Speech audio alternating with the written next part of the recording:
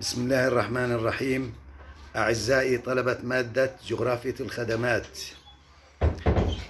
يسرني أن أتقدم إليكم بالوحدة الأخيرة في منهاج هذه المادة، وهذا أمر في غاية الأهمية، لأننا نريد أن ننهي ما علينا في وقت مبكر حتى تستطيعوا الاستعداد للامتحان النهائي. وأيضا يساعدكم هذا الموضوع في موضوع ورقات البحث التي كلفتم بها. موضوع اليوم في الوحدة الأخيرة استشراف مستقبل الخدمات، وهو عبارة عن استراتيجية تنمية الخدمات. هذه الاستراتيجية هي نظرة استشرافية لمستقبل الخدمات، كيف يمكن أن نعالج مستقبل الخدمات كنشاط اقتصادي اجتماعي من منظور جغرافي. لا شك أننا درسنا في الوحدات السابقة تقييما واضحا لنظام الخدمات.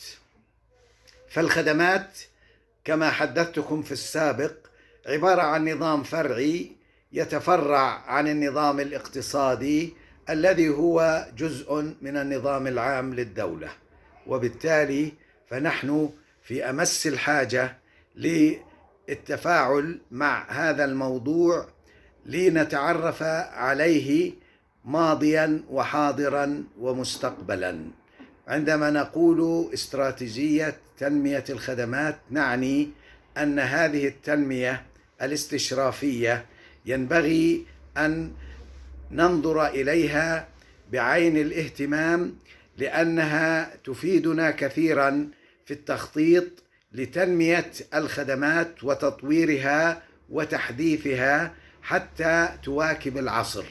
نحن لا نريد من الخدمات أن تبقى على ما هي عليه كما كانت عليه في الماضي أو حتى في الحاضر، ذلك لأن الخدمات عبارة عن ظاهرة ذات وظائف متطورة وتفيد المجتمعات على المستويات العالمية والإقليمية والمحلية، ومن هنا تأتي أهمية دراسة الخدمات في الماضي والحاضر والمستقبل. وعندما نريد أن نضع حلا لهذا الاستشراف، لا بد لنا من أن نتعرف إلى هذا النظام اللي هو نظام الخدمات حتى نتبين مكوناته وأثر هذه المكونات على استراتيجية تنمية الخدمات.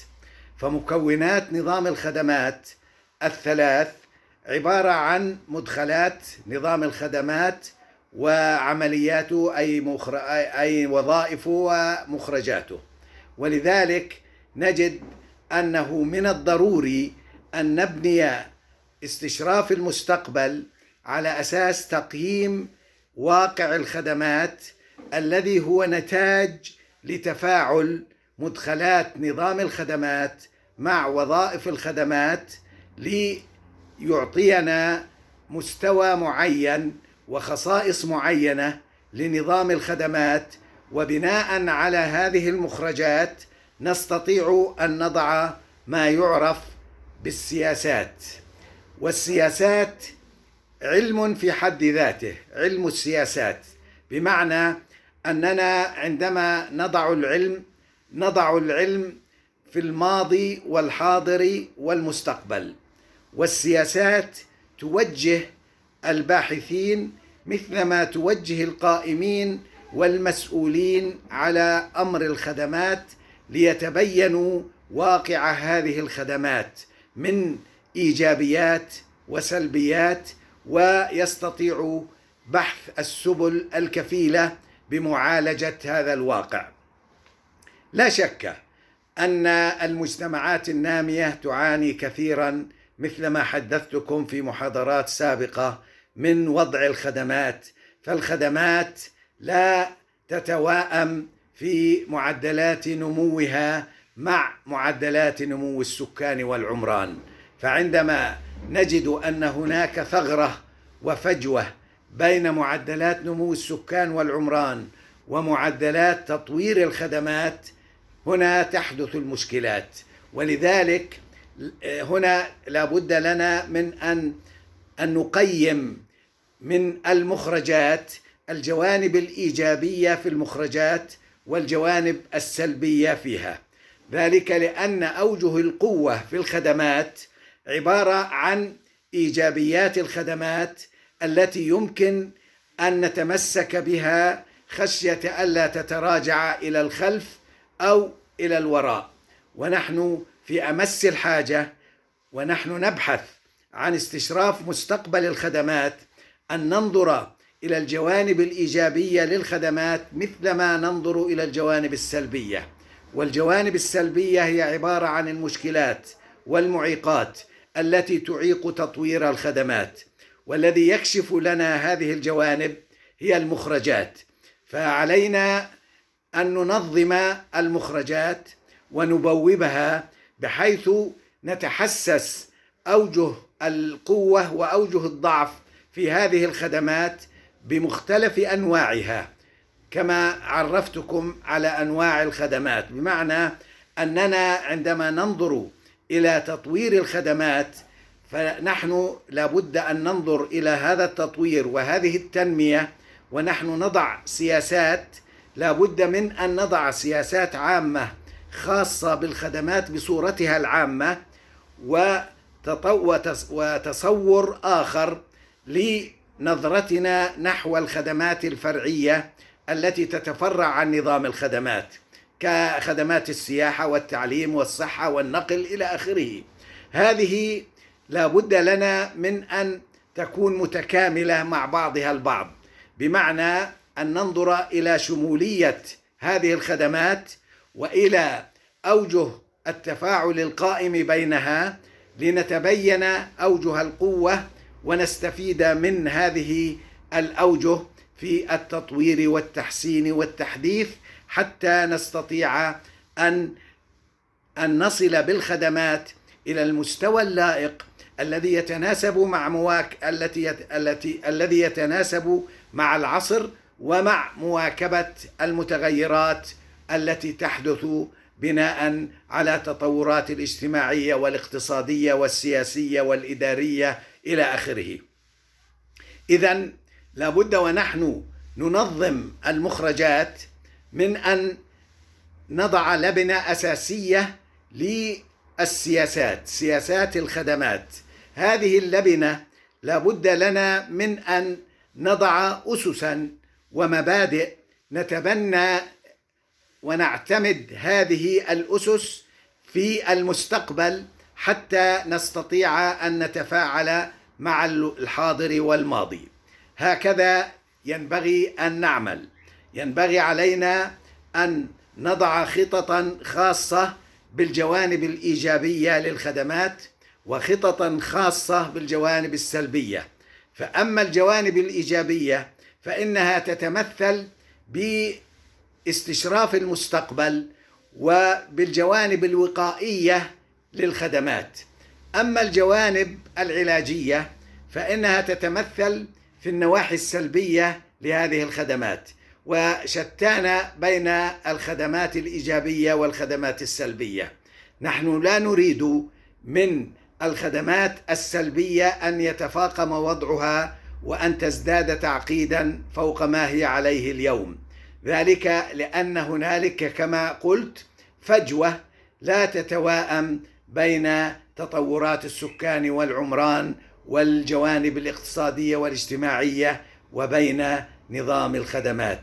فنظام الخدمات يحتاج إلى إعادة نظر لبناء هيكلة تتناسب مع نظام القطاعات الإنتاجية ومع نظام التطورات التي تحدث والمتغيرات التي تحدث في عصرنا هذا.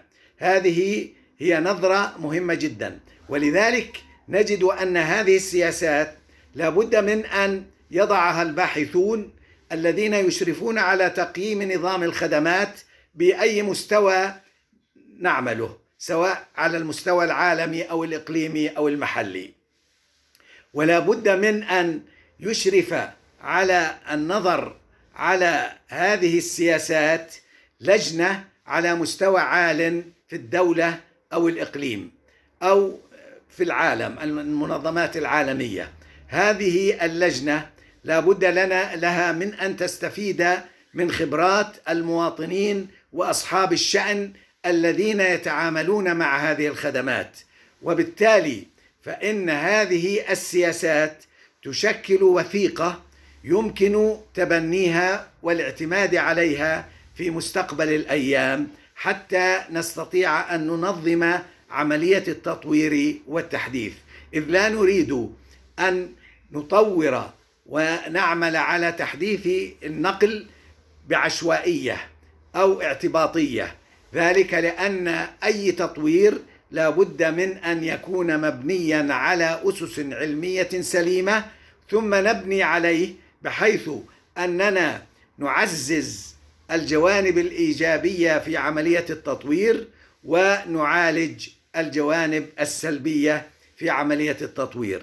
هذه السياسات تظل حبرا على ورق حتى بعد اعتمادها إن لم تكن تطبق عمليا، ولذلك نجد على أن هذه السياسات يمكن أن تطبق عمليا من خلال آليات التنفيذ.